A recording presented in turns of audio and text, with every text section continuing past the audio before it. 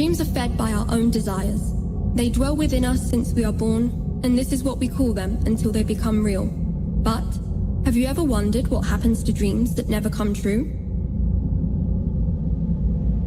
Prieto awoke in the same spot again. His memories vanished at dawn. There was little excitement behind circus walls. Wandering nor here nor there whilst picking gypsophilas was often the main source of entertainment. Just as every night, Prieto had the recurrent feeling that the strange beings and pantomimes that inhabited the orb were somewhat unlike him.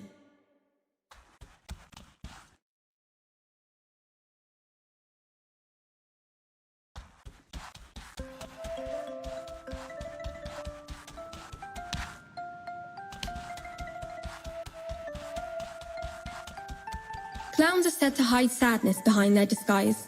Strength to put on a smile had abandoned this one clown.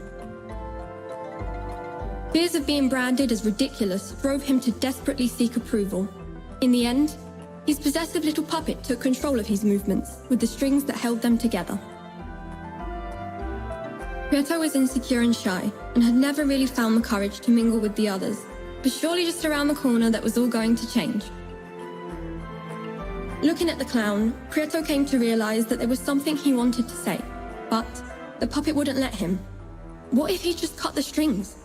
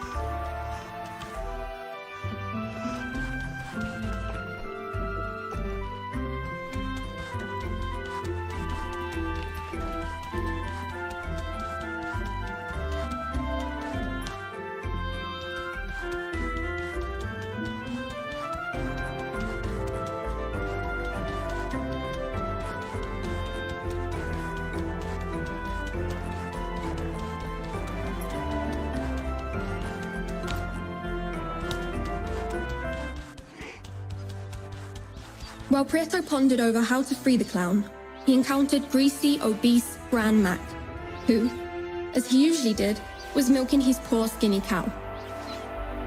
Greed is a bottomless pit, a never-ending effort which never provides true satisfaction, and Grand Mac was the epitome of a greedy soul. He found utmost joy in storing all kinds of objects, for they were his most cherished treasure. He boasted to others about them and took displeasure in seeing them touched by hands that were not his own.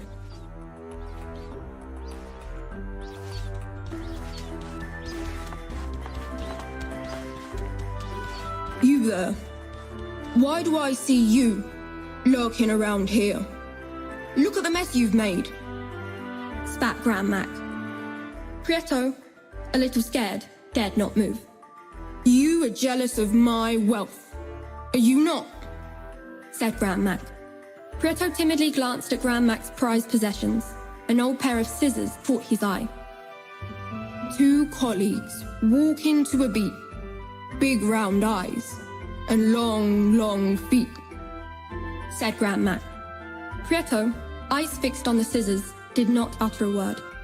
In view of this, Grand Mac said, Are you dumb, or you just cannot talk? Do you like my scissors? If you want them, you will have to give me something precious in return. Round like a saucer, unaffected by blows, and relentless bouncer.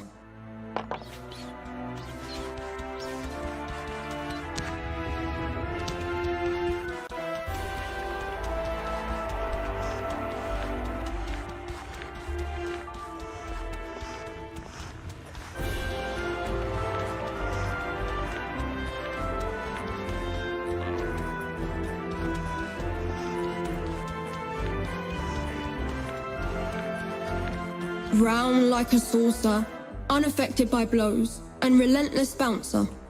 Even if the thought of giving one of his precious possessions away did not come easy to Grand Mac, the sublime spherical perfection of Prieto's finding impressed him. After some hesitation, Grand Mac decided on offering a truce. So it seems that you were not so dumb after all. You may have the scissors in exchange for the ball, he said. Silence is a hard argument to refute, and Prieto remained tight-lipped. Grand Mac handed over his precious scissors to Prieto, and then admired his newly acquired orbicular treasure.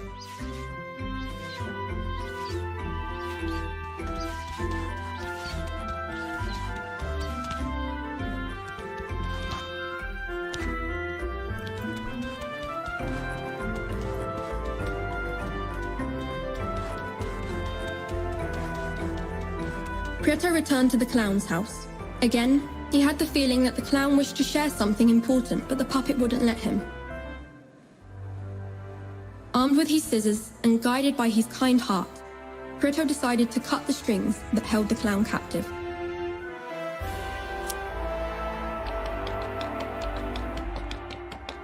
When he did, an enraged puppet stormed out of the circus walls, puffing in anger and leaving the door open while shouting, "Do not call it quits!" Unshackled from the puppet strings, the clown broke his silence and warily said to Prieto, "Once, a long time ago, I was just like you. I too was full of hope, but over time, I became infected with laziness and neglect, and soon ended up trapped in my own misery. I wholeheartedly appreciate what you've done. I fear it is too late for me, but you still have time to leave this place. It is said that beyond the circus walls, within the great volcano, lies the well of truth.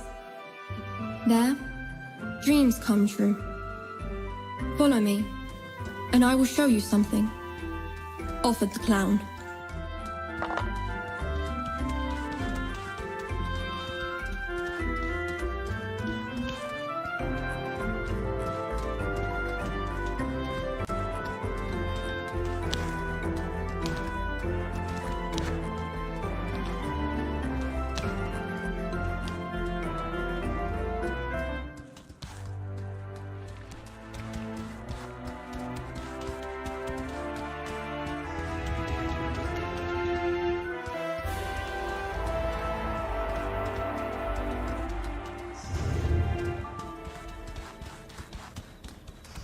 Prieto followed the clown up to the gate, and once there, the clown said, "I have been watching you closely, night after night, and I believe you still have not learnt how to keep your memories at sunrise.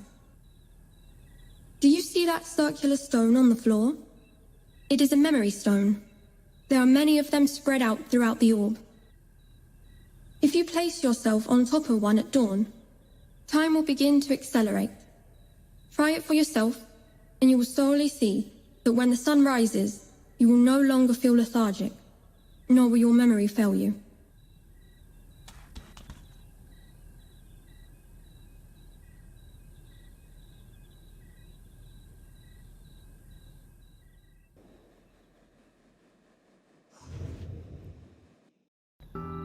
Daytime arrived, and the memory stone took Prieto to the Drosophila field, a place of splendor, filled with light that made Prieto feel so light as a feather and full of hope.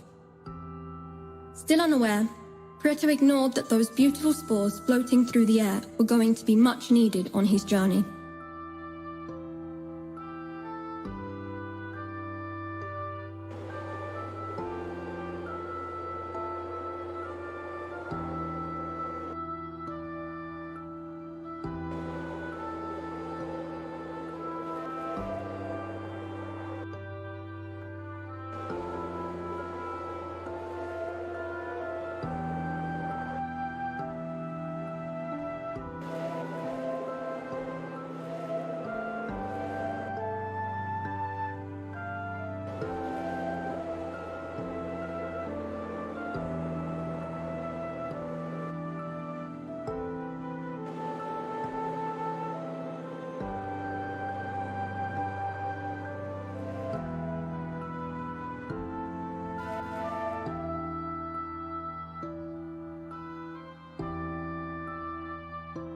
While Prieto busied himself with picking spores, night fell.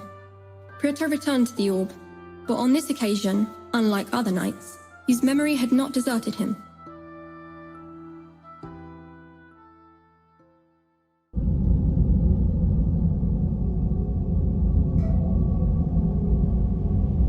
The clown stood next to the memory stone and, determined to help Prieto, remarked, "I see you have not been idle in the Drosophila field. You have handpicked quite a few spores. Do you remember the bright flowers that grow on the circus walls? They are called Drosophilas.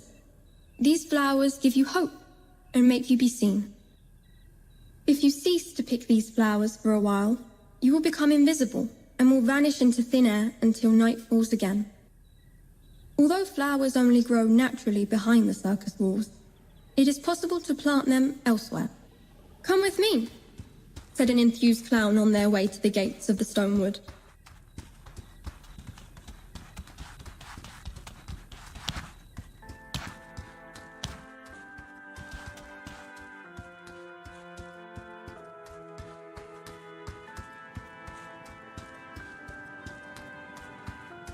An intrigued Prieto kept track of the clown.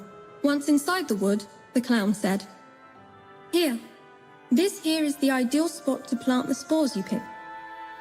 You will soon see how quickly flowers full of hope bloom." Prieto did as he was told and planted a spore. In no time at all, bright flowers sprung up from the soil. The clown, full of excitement as he had once been before, said to Prieto, "If you so desire to explore the orb, you ought to learn how to administer the spores correctly. I have marked out specific areas of the wood that are suitable for cultivation. If you plant seeds in these areas, you should be able to visit the flank. They tend to contradict themselves a fair bit, but the truth of the matter is, they hold many secrets regarding the orb. Not far from where they live lies a big stone heart. It is said to hold a secret within."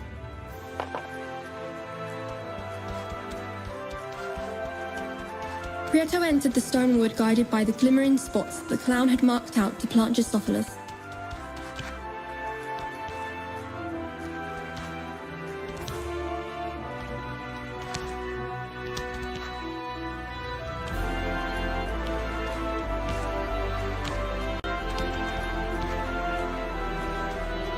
Prieto planted a spore, and it instantly grew into a plant.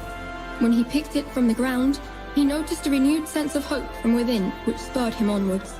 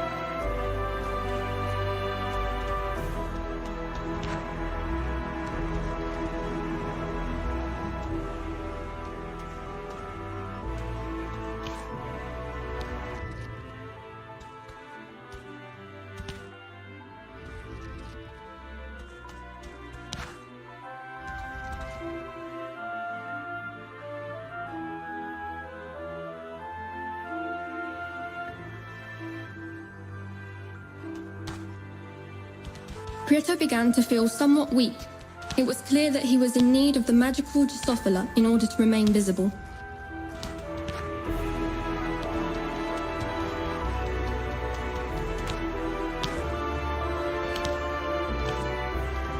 Arriving to the land of the flanks was no mean feat. However, Prieto stuck to the task and managed to find their house. Prieto approached the flanks, who showed no sign of surprise at his presence. "The face is a mirror of the soul," said one. "Looks can be deceiving," added the other. Prieto stood totally still and wondered whether or not the flanks were talking about him. "The confusion is crystal clear," affirmed the mouthless flank. "He must be the clown's friend," said the smirking flank straight away. "The hardest thing about having many friends is to know which ones you can call true," added the mouthless flank. "I wonder what he's after," one flank said. "Curiosity killed the cat," said the other. "But cats have 7 lives, you know," added the first. "Maybe it's love he seeks," said one of the flanks. "Eternal love lasts only so long," added another. "I love you not, you love me. I love you not, you love me. I love you not, you love me. I love you not, you love me. I love you not, you love me. I love you not, you love me," the flanks chanted repeatedly. Prieto was clearly starting to tire of the conversation.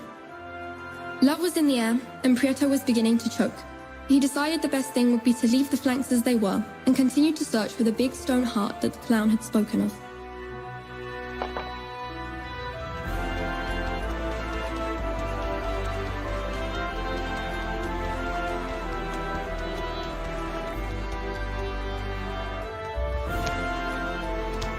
A big flower, some tiles, and a huge stone heart.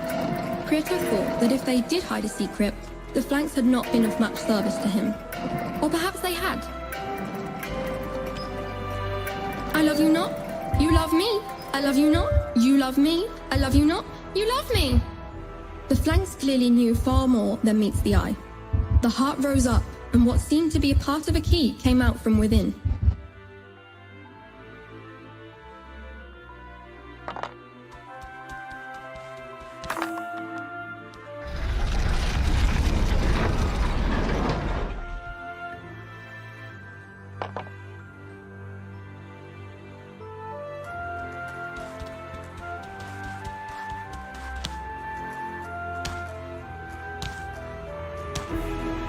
Prieto left the stone wood as dawn was fast approaching.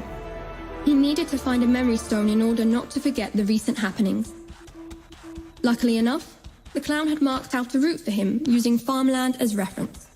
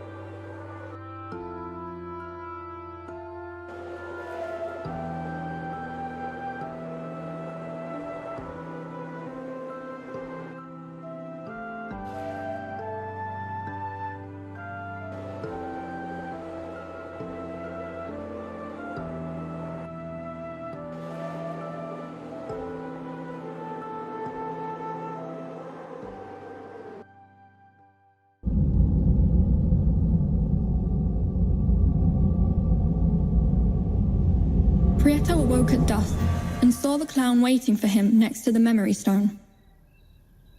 "Happy to see Prieto," he said. "I knew you'd come back, but I'd never imagined that you'd be able to reveal the secret of the big heart. I tried it many times, but to no avail.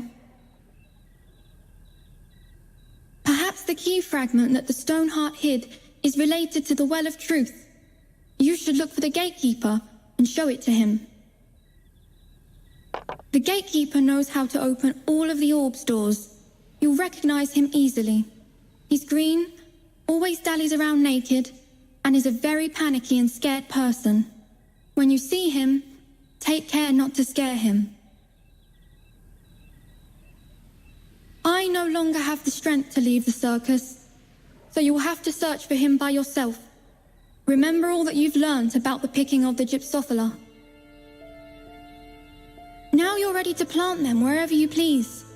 Dose them up and you'll be able to travel quite far without turning invisible, sentenced the clown while he returned towards the inside of the circus.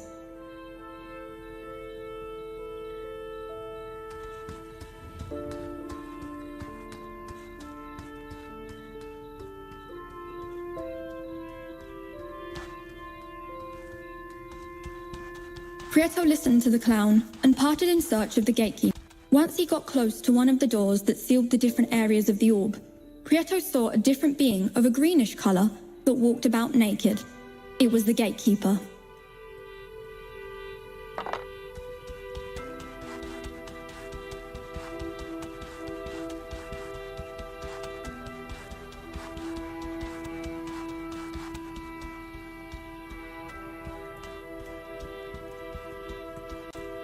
Prieto was able to not frighten the gatekeeper by walking slowly towards him.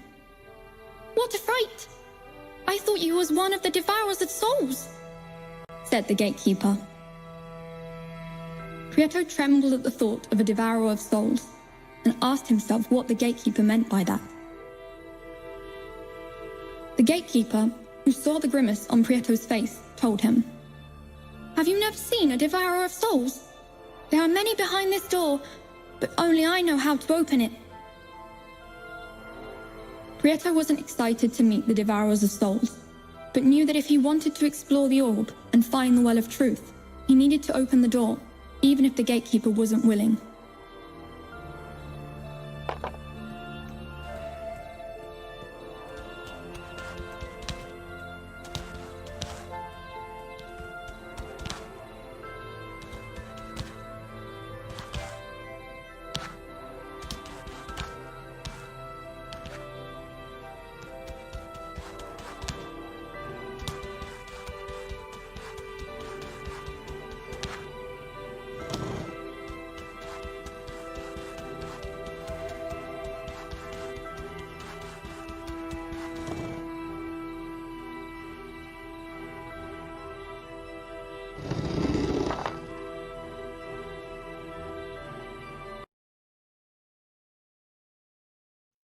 Hey guys, this is Brandon from GamingFunk.